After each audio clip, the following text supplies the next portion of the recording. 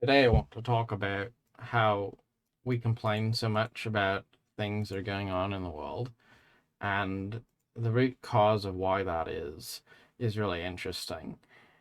For example, in the circles of politics, there's all sorts of debates that go on, and people say, well, um, maybe on the conservative side, people complain about the extreme left and liberalism going too far and things like that. And then on the left, we have people who go at the conservatives and say, oh my goodness, um, they're, monsters or something.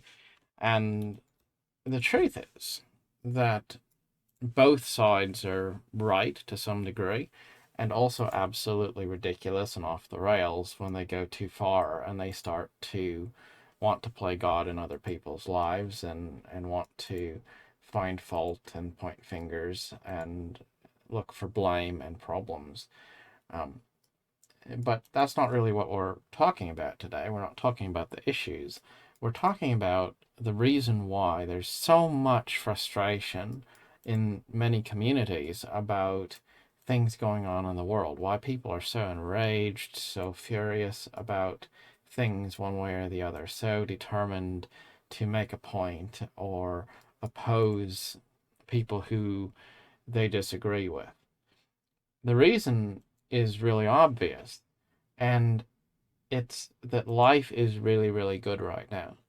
The truth is that, with a few exceptions, and when I say exceptions, I mean, yes, there are places in the world where there's conflict. There's situations where people are suffering and dying. There's places where people are malnourished and facing poverty and starvation.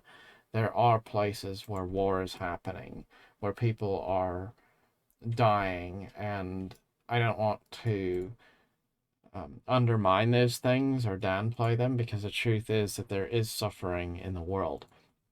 However, we also live in one of the most peaceful times per capita in the history of the world, and also one of the most progressive times. There's never been a time in history when technology has been so readily available and so um, able to make people's lives better in an accessible, affordable way.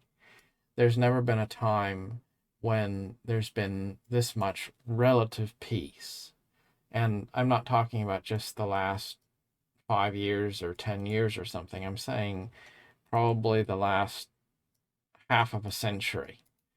The entire period following World War II has been a period of relative prosperity for the world, where, as a general whole, people's lives have been getting better and people have been getting wealthier. And even if people didn't have more money coming in, the advancements of technology have made it so that people are able to have a higher quality of life for less money. Just look at things like cell phones and internet, for example. There was a time when only the rich had these things, and now pretty much anybody has them. Even the poor have these things and can get on Twitter and Facebook and things like that and be connected or pay their bills online or whatever it might be.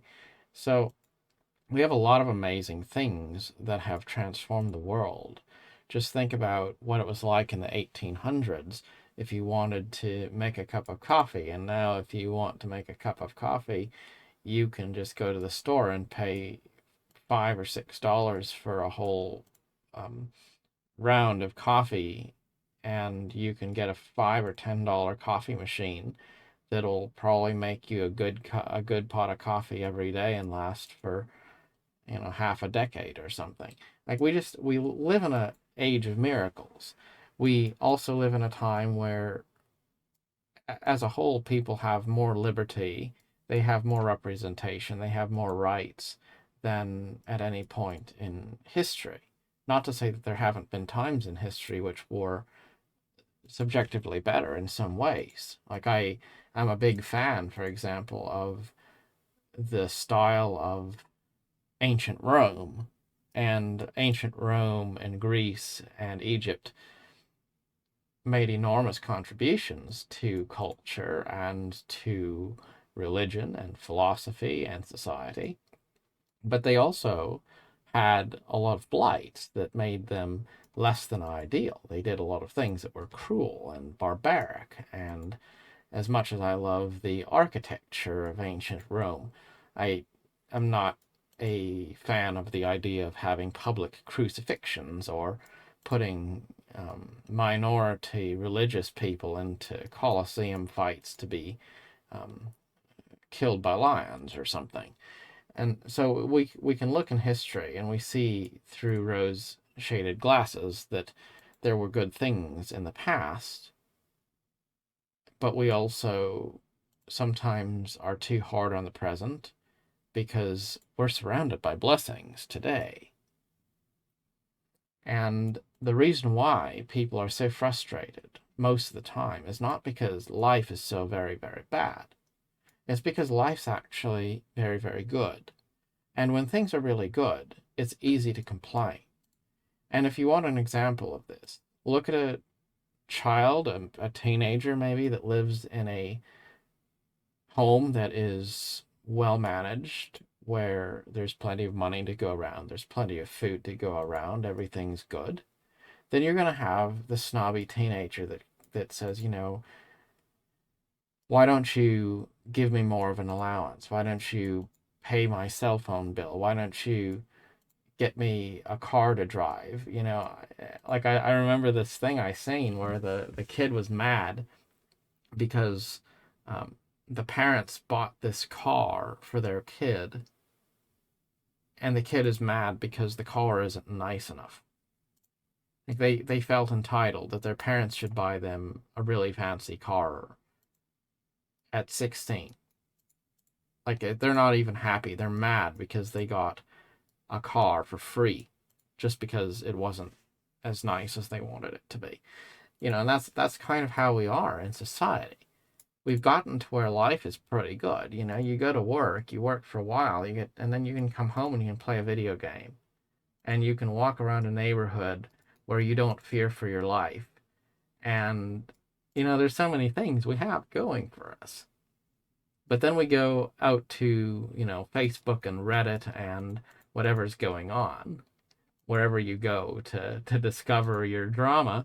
And then we rage about something political. We rage about how stupid people are for their beliefs or how unfair the world is.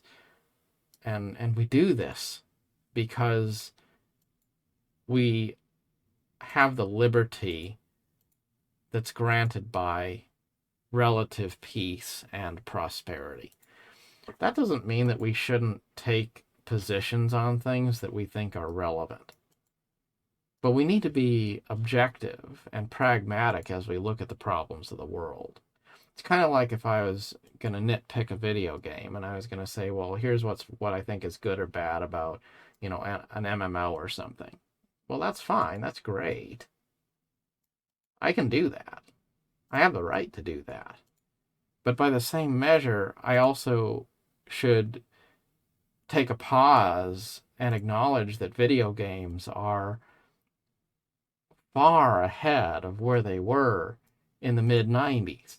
So no matter how much nostalgia I have about experiences I had positively with video games 2 decades ago, I also need to take a time out and acknowledge that the things that we have access to today are amazing compared to what was the case before. And even if I criticize, I need to acknowledge that to some degree, there's room for praise alongside with that criticism. Let's try to be positive about life. Even if we do take a stand on issues and we do disagree on things, let's make a point to acknowledge that ultimately life is good, and we do have more in common with each other than we have cause to be divided and negative and tribal in a way that puts people into separate factions. And I acknowledge there is a duality there, because on one hand we do need to have differences. We do need to have polarizing ideas. We do need to have a forum of different kinds of people who ultimately disagree, often fiercely, on things. That's actually part of a healthy social ecosystem. But we should understand that life is not terrible, and not make our issues that are kind of molehills into mountains and blow them up so big that we think in our minds that the world is completely falling apart and everything is just going to hell, because that's not true.